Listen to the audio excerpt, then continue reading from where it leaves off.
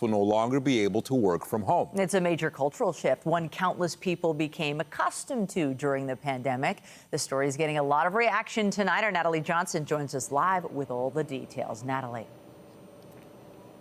Hi, Michelle. Some 60,000 civil servants are being ordered back to the office full-time as the provincial government puts an end to hybrid work, and already some of the unions are vowing to fight back. As Ontario civil servants headed into work today, many were dismayed by the directive that will see them back in the office 5 days a week, beginning in the new year. I like going into the office, but I also really love working from home too. And there's a lot of flexibility with that. And at the end of the day, if the work is getting done, isn't that what matters? A lot of our colleagues have to travel from outside the GTA, so it's probably quite tough for them. I have to think about our busing situation because my kids are going to two different schools. Think about before and after, and a lot of things to think about. This memo going out to all Ontario public service workers today. Quote, this decision is in line with an increasing number of organizations across the public and private sectors. Everyone's more productive when they're at work, and how do you mentor someone over a phone? You can't.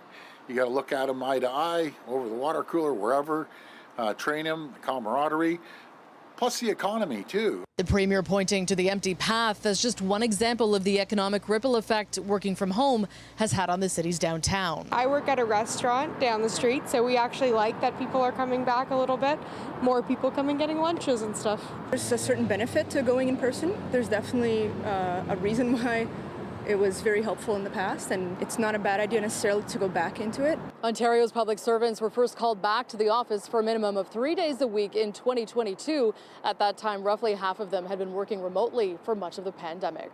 The head of the AMA PCEO union, which represents some members of the Ontario Public Service, writing in a statement today that he was, quote, incensed by this morning's announcement and would fight to stop the Secretary of Cabinet from dragging Ontario's hardworking public service back to the Stone Age. It's just time. Everyone's kind of saying it's time to get back to work. It's simple as that.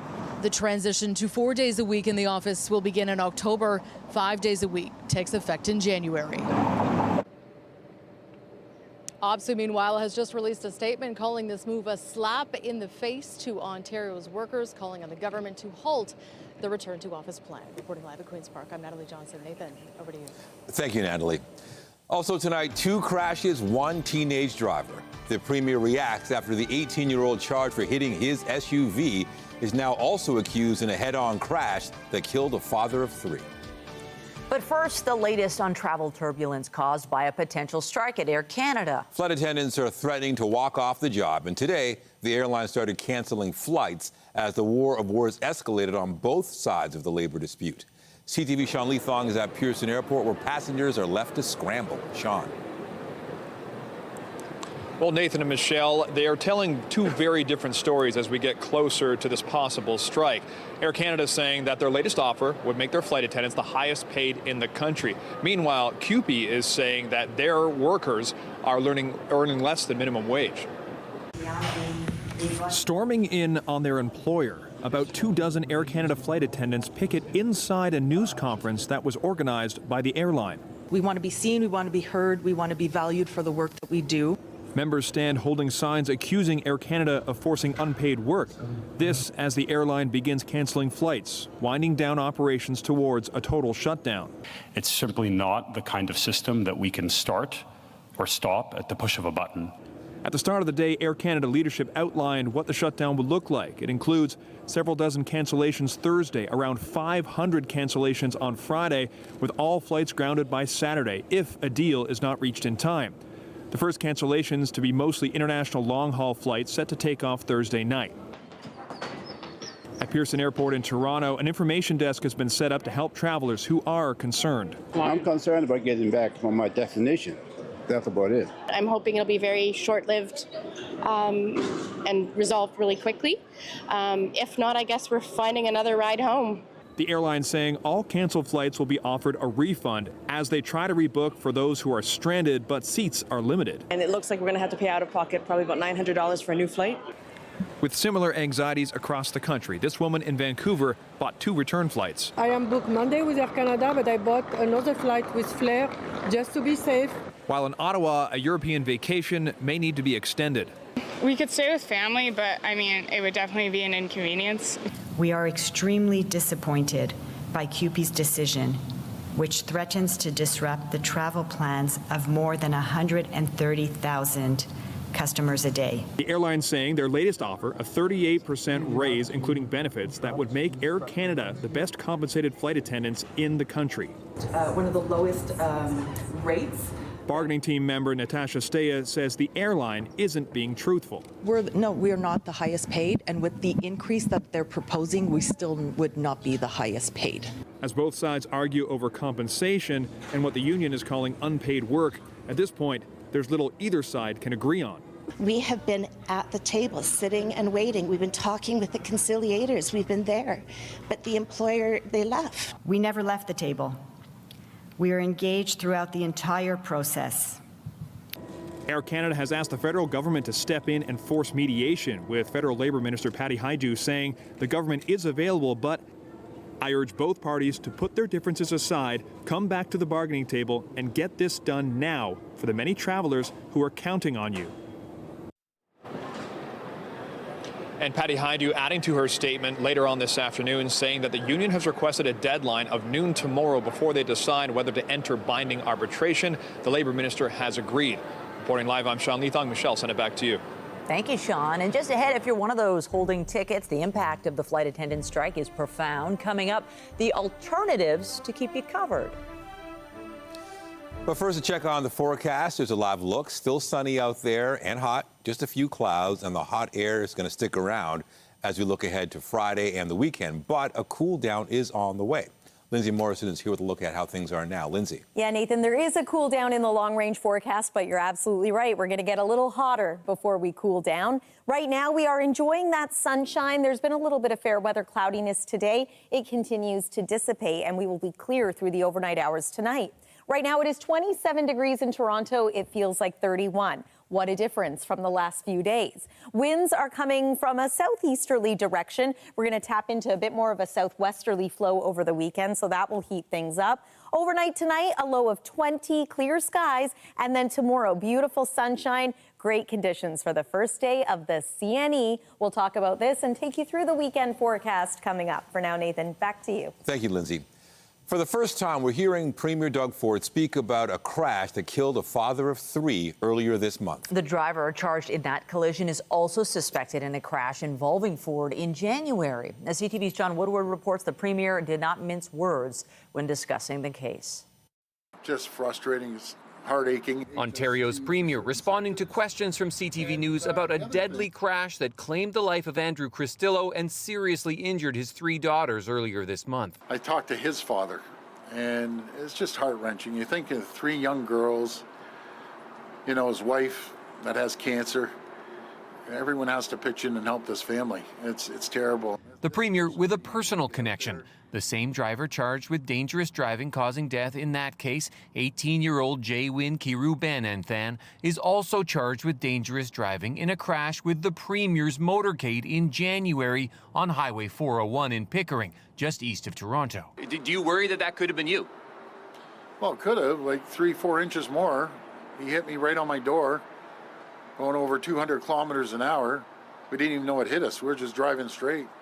And he swooped across 3 lanes from an on-ramp, just reckless, careless, stunt driving, and yeah, we're lucky, literally by inches. The case launched an outpouring of support for Cristillo's family, the kids in hospital. Compounding the tragedy, their mom, Christina, was already fighting advanced breast cancer. An online fundraiser to provide for the girls has raised more than $425,000 so far. Kirubananthan didn't face any driving restrictions pending his trial for what happened here on the 401. The reason is he was given a summons by police and not arrested and subjected to a bail hearing. Lawyers say that's very common. The case prompting questions about whether more can be done to restrict drivers charged with dangerous acts. The Premier said he would look into it, but didn't want to say too much. I better stop because I don't want any problems when he goes to court. Kirubananthan is considered innocent unless proven guilty. He's in custody now. A decision on whether to grant him bail will be made on Friday. John Woodward, CTV News. Turning now to a major development in what was an ongoing mystery north of the city. Barrie police have laid murder charges following weeks of investigation at an encampment site. On July 30th, police closed off the downtown encampment to carry out some form of search.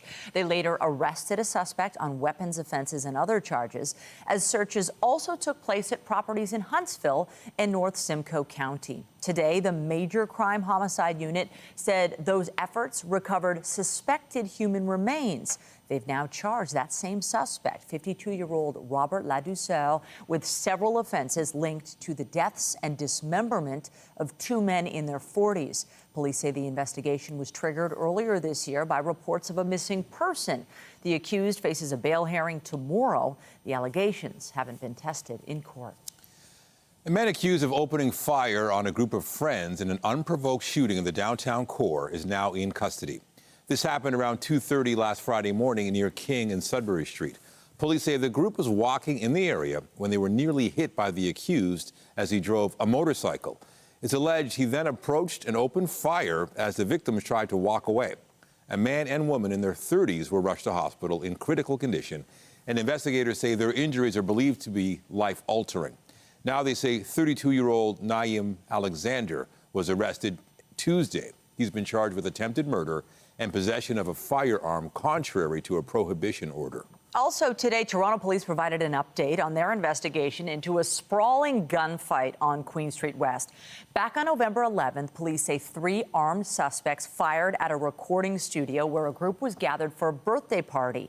The people inside fired back as officers responded. The Integrated Gun and Gang Task Force says it's made 4 additional arrests in this case for a total of 36 to date. But they say 3 suspects remain.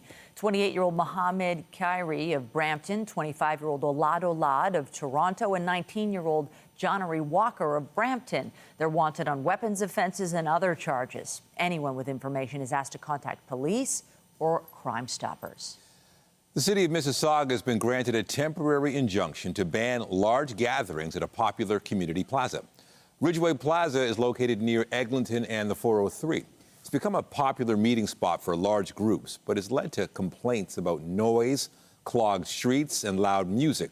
Peel police say nearly 1,300 people gathered here last night to mark Pakistan Independence Day. The city says these are unsanctioned events that interfere with the city's ability to maintain roads, regulate traffic, and respond to emergencies. Illegal fireworks, large gatherings of thousands of people in a space that cannot support them, and loud music into the early hours will not be accepted, and it is not safe. This space was not designed for large gatherings and the challenges that they bring. The injunction orders the condo corporations that own Ridgeway Plaza to take steps to prohibit nuisance gatherings. The temporary injunction will remain in effect until August 15th, then again on August 19th and 20th. To safety concerns involving the Eglinton Crosstown LRT. The trains are still in the testing phase, but already there have been a couple of crashes. CTV's Beth McDonnell has the details.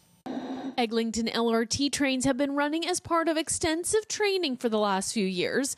Within the past week, in the Victoria Park and Eglinton area, trains were involved in 2 crashes. They're just coming infrequently enough that a lot of people think, oh, it'll be fine. But I think it'll be happening the same way a lot of pedestrian car accidents will happen, where it's in a bits of people thinking, oh, surely it'll be just this one moment, it's not a big deal, and then they're in the wrong place at the wrong time. Saturday, Toronto police say a 64-year-old woman was crossing Eglinton near Pharmacy, went onto the platform and was struck. Police said they were told the driver honked the horn and slowed. The woman suffered life-threatening injuries. Then Wednesday afternoon, a train collided with a taxi at the corner of Swift. It's not clear what caused this crash, but 2 people living nearby tell CTV drivers will ignore signage preventing them from going left or straight through the intersection, while others question train signal lights functioning with traffic lights as if the LRT system was already fully open. The train lights are set up so that the lights are going with the direction when the train starts, but the train's not even running yet, so people just kind of get confused directives of if they're stopping, if they're going, if they're turning. In a statement, Metrolink says safety has always been a top priority through the design, construction, and testing of this project. As with LRTs in other jurisdictions, there are crossing signals and signage along the line, as well as audible safety cues like gong signals and horns to alert pedestrians and other vehicles. Since 2022, the agency says it's been wrapping 45 LRT vehicles with safety messages and leading community education initiatives, in addition to signage put up during construction advising people to use designated crosswalks. That message was reinforced by police on the weekend after the woman was hit. If you follow the rules and regulations, if you follow the signals, then it would be a good... We wait for the sign, so there's no issue for that. Metrolink says the two crashes are not related and any findings from police investigations will be carefully reviewed. Officials have most recently cited a possible opening date for the line in either September or the fall. Beth McDonnell, CTV News. And speaking of transit, take a look at this. The Toronto Zoo welcomed the arrival of a decommissioned Scarborough RT train car. Line 3 shut down for good in 2023, and the TTC says most of the blue cars were sold for parts. But this was one of 3 that was donated, with 2 others going to the Halton Museum. Officials say it'll serve as a station for the zoo's shuttle service. It's expected to be installed in its final spot in about a month. Ontario's premier is urging the federal government to provide more resources to fight the wildfires across Canada. Doug Ford says provinces frequently share assets to get through wildfire season, but right now there are fires everywhere. Meanwhile, in cottage country, progress is being made in tackling those 2 blazes in the Kawartha Lakes area. There is some good news, and I would say that we are cautiously optimistic about that news. With the Burnt River fire, I'm reminded that conditions are still very dry, and we're probably 1 lightning strike away from being right back in the soup again. But as I say, we're cautiously optimistic. I think we are also somewhat optimistic on the Kirkfield area fire, and that we hope to hear news by the end of the day that progress has been made in that area. The 27-hectare Burnt River area fire is now classified as being held, so it is not likely to spread under current or forecasted conditions. The Kirkfield area fire is 33.5 hectares and remains out of control. People are still being urged to stay away from the fire areas, but the rest of the city of Kawartha Lakes is open for business. In Atlantic Canada, about 100 homes and structures have been damaged in the fire on the north shore of Newfoundland's Conception Bay. But the province's premier says it's still far too dangerous to send crews underneath the smoke for a better count. That means many of the 3,000 evacuees are still wondering if their homes have been lost. CTV's Garrett Barry has the story. The wait for answers has been excruciating, especially considering just how long some of these evacuees have been out of their homes. When I start to do an inventory, I kind of shut down. Like, everything precious, every single item precious to me in my life is in Western Bay. Tanya Kearley Russell fled her place in Western Bay 10 days ago with whatever she and her husband could fit inside these 2 vehicles. Now she's in St. John's, but everything else is back at that property, underneath the smoke and the flame from the Kingston wildfire. Everything that we want important to us in our lives is under that roof. One area town council did report a preliminary count today of what dwellings have been lost. It includes a heritage schoolhouse. But officials say it's too dangerous to ask anyone to go inside the smoke for a fuller count. Once these fires are out, and they will be out, and we get into the communities to see what's left and what's gone, we'll work with every individual, every family, every business, every mayor to see how we can rebuild the communities. There was some good news today. These clouds above us bringing more humidity, even some rain over parts of the province. Both much needed help for firefighters. Garrett Barry, CTV News, St. John's.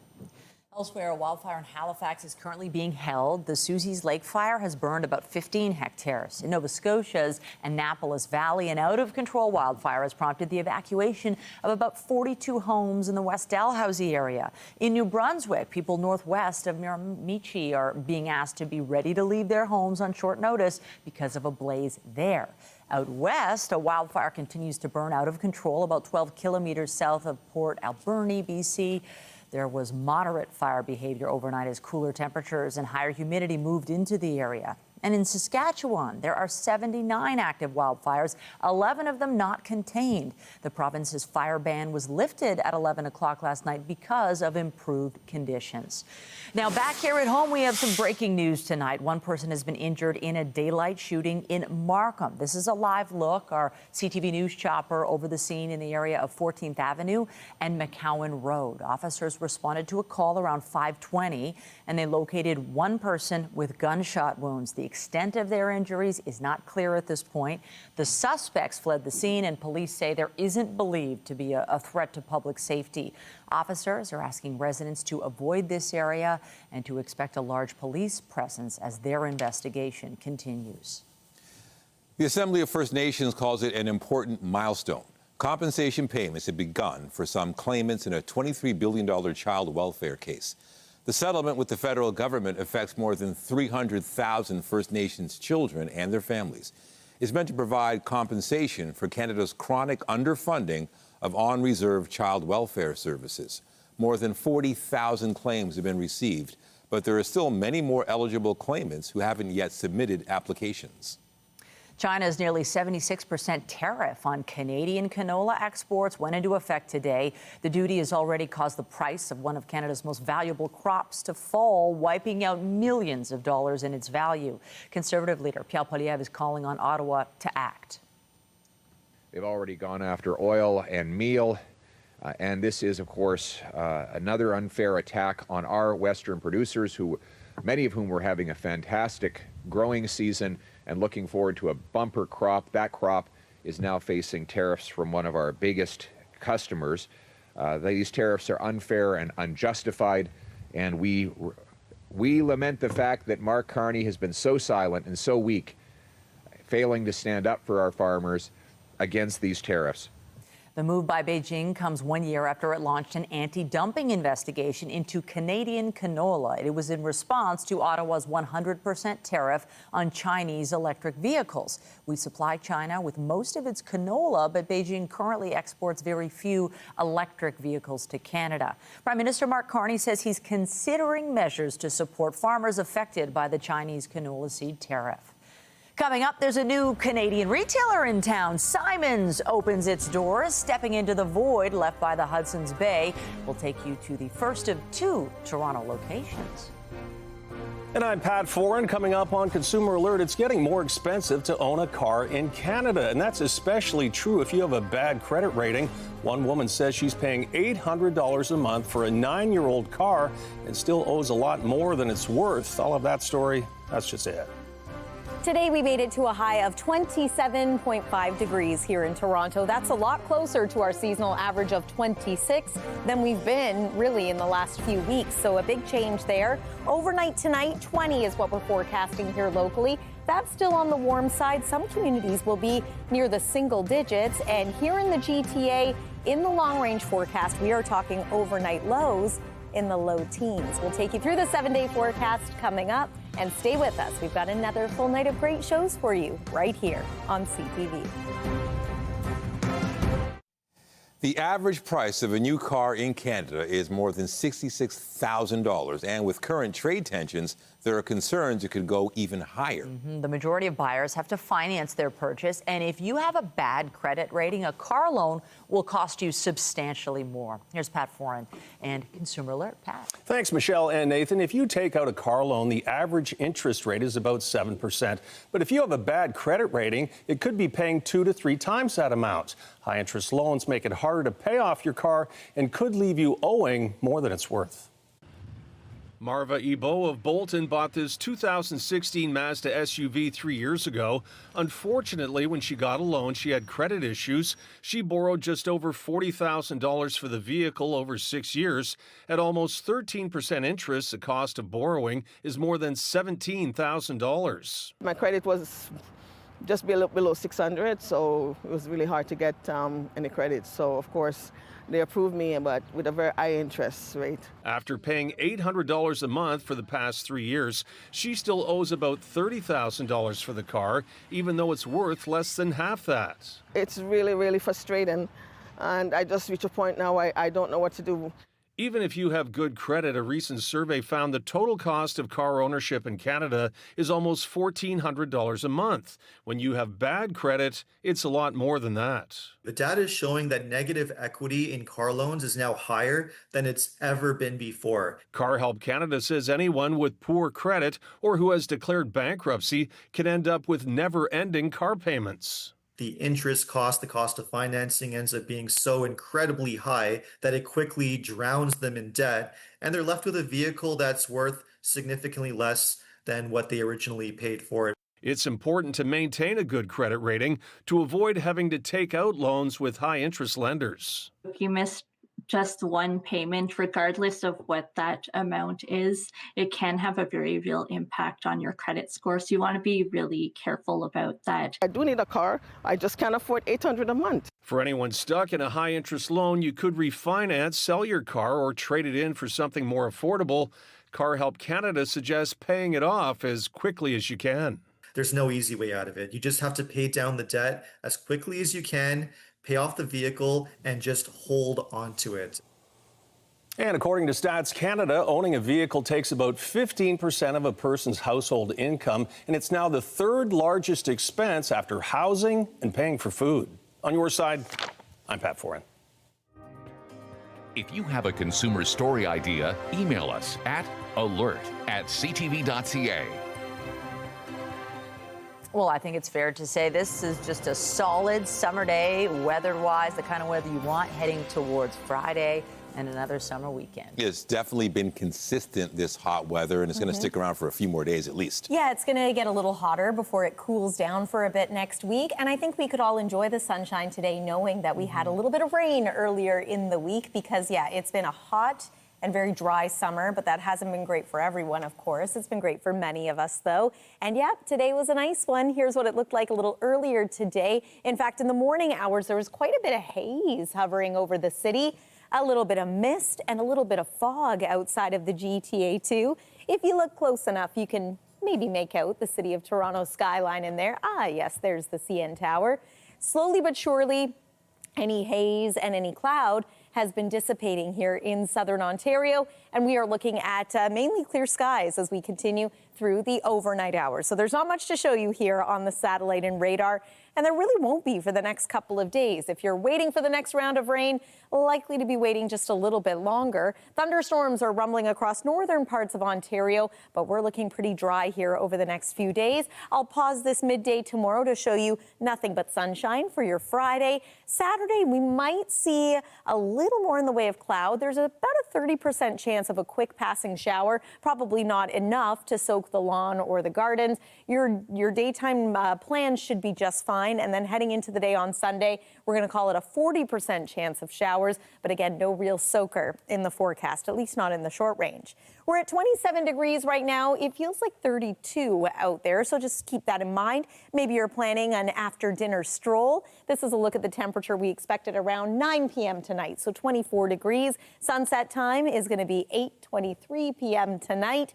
And then waking up tomorrow, we will enjoy sunshine. Temperature already going to be at about 20 degrees at the early point in the morning, and that is our forecast overnight low. Tomorrow's highs, just a little warmer than they were today. We're still talking upper 20s in many cases, but you'll notice Aurora, for example, calling with 30 degrees and 30 in Huntsville as well, feeling like 35.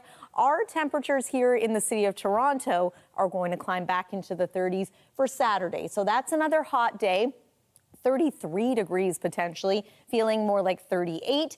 And then we're going to cool back to seasonal as we head into the day on Sunday. There's that chance of showers that I was talking about.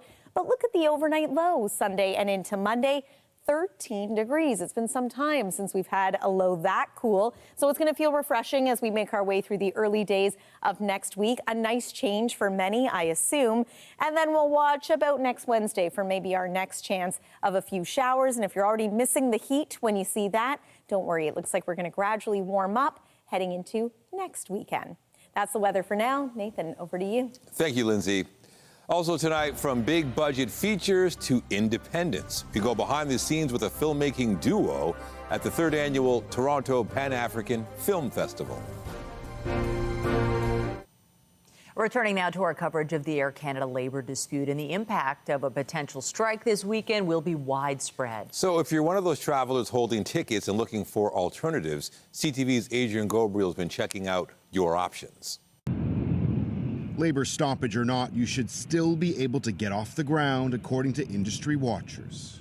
If you already have an Air Canada ticket booked and paid for, then Air Canada has to buy you a ticket. In the case of an active strike, which is classified as outside an airline's control, large companies such as Air Canada are required by legislation to rebook customers on a new reservation for the next available flight that is operated by any carrier. Any carrier means any airline, including but not limited to the airline's competitors.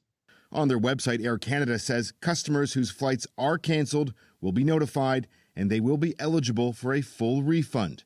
Air passenger rights advocates are advising customers against accepting a reimbursement. One important thing to remember is do not accept a refund. Refund can be a way for airlines to wash their hands from their obligations to rebook you.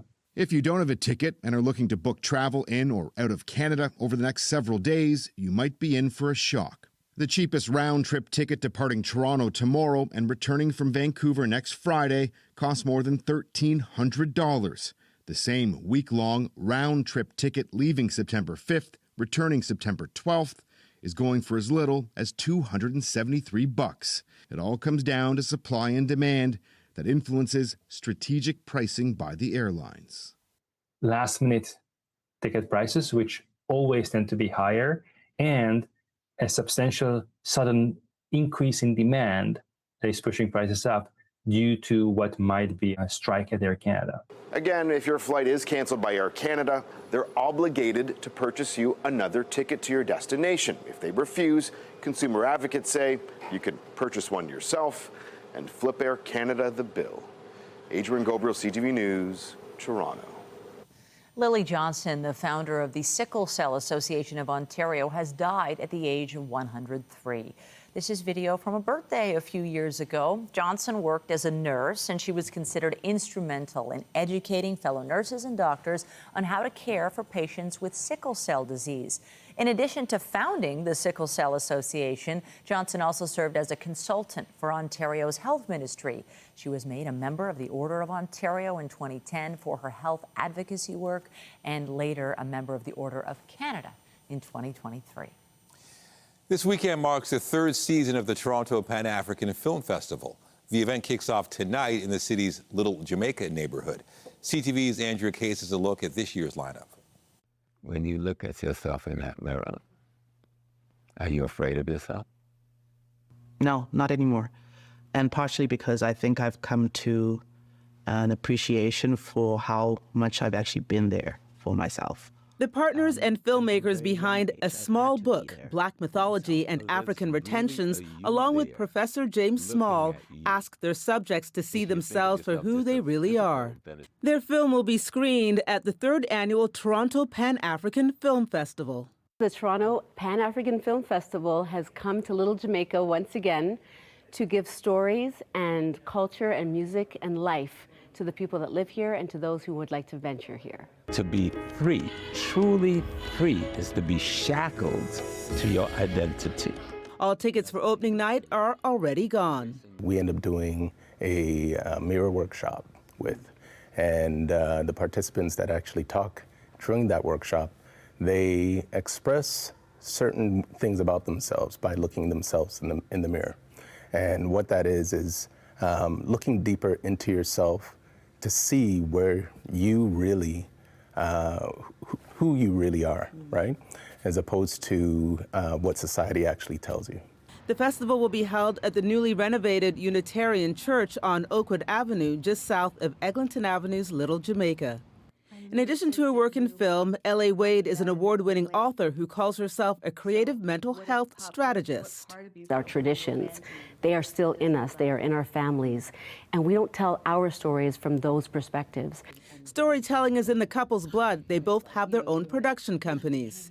And Fisher, a multimedia designer, has worked on big-budget films like Black Panther and Ant-Man as a visual effects artist. Well, there's, so many cooks in the kitchen when you have when you have a much larger film. You go through life trying to learn as much as you can, but at the same time, you go through all these challenges. So when you're creating, an independent film, you could tell your story the way how you want to tell it, right? And hope that people will listen. The festival wraps up on Sunday, August 17th, with a brunch at Aqua Supper Club. Tickets are available. Andrea Case, CTV News. Soon after announcing plans for new music, Taylor Swift is giving fans a few more details about the project. This is my brand new album. The singer-songwriter was on the New Heights podcast run by her boyfriend, Travis Kelce, and his brother, Jason, and she showed off one of the album covers for Life of a Showgirl. She also opened up about how the album came together as she toured Europe last summer and revealed the track list. It includes 12 songs, including one featuring fellow pop star Sabrina Carpenter. Swift says the album will officially drop October 3rd. After the break, the American League leading Blue Jays win the rubber match in this afternoon's game against the Cubs at Rogers Center. We have the highlights. And at the end of the day, if the work is getting done, isn't that what matters? A lot of our colleagues have to travel from outside the GTA, so it's probably quite tough for them. Updating our top stories, the province says all Ontario public service workers will be expected to be back in the office 5 days a week starting in January. Right now, the minimum is 3 days, increasing to 4 in October. Premier Ford noted private sector companies are also scaling back on remote work. OPSEU called the move a top-down decision made without transparency. We are extremely disappointed by CUPE's decision. We want to be seen, we want to be heard, we want to be valued for the work that we do. Travel turbulence for Air Canada passengers as the clock ticks down to a potential strike by the airline's flight attendants. A number of flights were canceled today, with more expected tomorrow, and then a complete shutdown set for Saturday if a deal isn't reached in time. The federal jobs minister has asked both sides to return to the bargaining table, with compensation remaining a key sticking point. I wish I could say what's on my mind right now, but I think people know how I feel and everyone else in Ontario feels about this person. And Premier Doug Ford spoke today about the accused in a crash that killed a father and left his 3 daughters injured. The same driver was charged in a crash involving the Premier back in January. 18-year-old Jaiwin Victor Kirubanathan has a bail hearing scheduled for tomorrow. Remember to keep up to date day and night at ctvnewstoronto.ca and by downloading the CTV News app. And if you have a news tip, photos, or video of breaking news, let us know. On the markets, the Canadian dollar is down about 1/5 of a cent to 72.43 U.S. Our fix on Western Canadian Select has it down to 51.11 a barrel. And the TSX ended the day down 77 points to close at 27,915. The Business Report is brought to you by Canadian Western Bank, the bank built for business. At a time when so many stores are closing, shoppers celebrated an opening in Toronto today. Simon's arriving at Yorkdale Mall, and it's the first location in the city. CTV's Allison Hurst has more on what it means for the retail landscape. With that, Simon's in Yorkdale is open. It's such an opportunity for me to spend my money, I guess, and to get to discover more Canadian brands in stores. The Quebec-based retailer has moved into the 2-story, 118,000 square foot space that used to house Nordstrom before it left Canada in 2023, saying it was too hard to make a profit in this market. I'm on a high right now.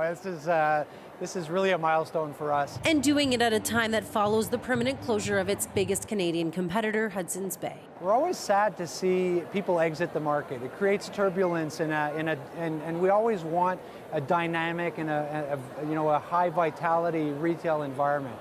At the same time, This is an opportunity for us to, get these clients to adopt Simons, to get to know us. This location is one of two the 185-year-old company plans to open in Toronto as part of a $100 million investment.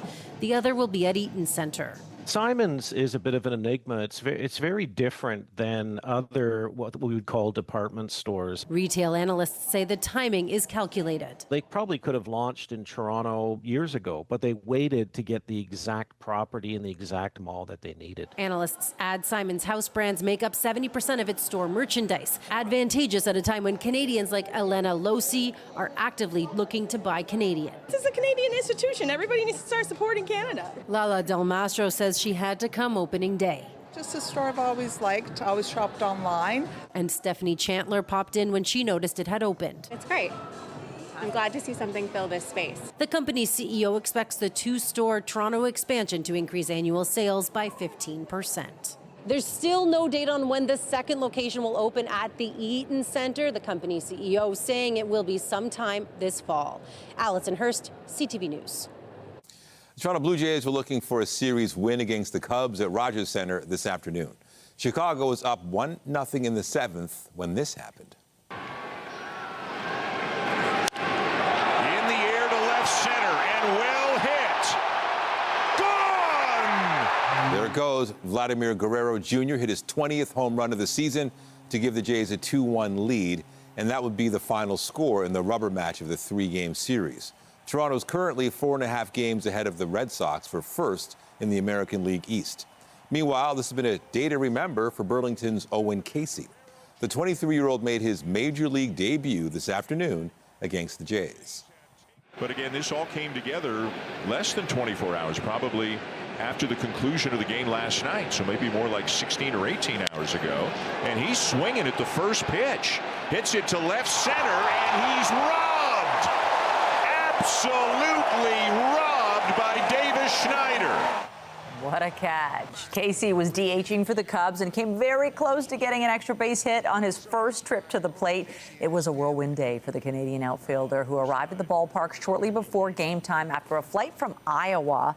Chicago's top prospect was called up from AAA, where he has hit .289 this season with 22 homers and 52 RBIs.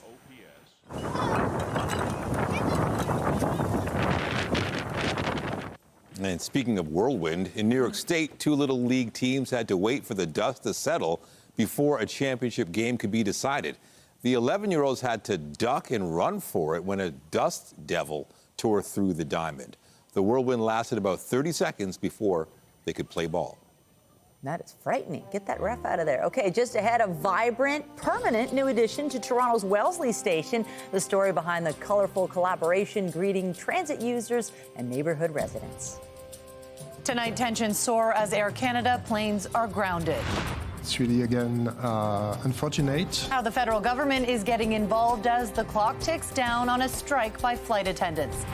That's later on CTV National News. And a reminder, the CTV News at 6 podcast is available as a download every weeknight. And a special shout out to those of you listening to the newscast live on News Talk 1010. Finally tonight, a downtown transit hub has undergone a bit of a transformation. A new mural now greets commuters at the Wellesley TTC station. CTV's Jessica Smith has more on the artwork and the message behind it. Look up the next time you're at Toronto's Wellesley station. It's supposed to really be a landmark within the TTC and within the city and the Church and Wellesley Village. This vinyl installation that wraps around the top entrance to Wellesley went up for Pride and has become a fixture in the Church and Wellesley neighborhood. I feel like this is a representation of how we should support each other and how we should uplift each other. The project is a collaboration between Toronto artist Yoon Kim, community members of Church Wellesley Village, and councillor Chris Moyes, with the goal to transform the space into a place that creates conversation and invites creativity. As an artist, as an ally, I always feel like I need to do something for the community, and to be able to create something that represents the community and to be able to celebrate this neighborhood, it was just very much honoring experience for me. The project is designed to add a pop of color with a powerful message in support of the 2S LGBTQ+ community at the bustling transit station. People have shared how they feel that they belong because of a project and a public installation like this. Everybody can see it, feel something, and take away something out of my work. That is my goal. The installation here at Wellesley Station is permanent, and Steps Public Art plans on continuing their work, adding free public art around the city. Jessica Smith, CTV News.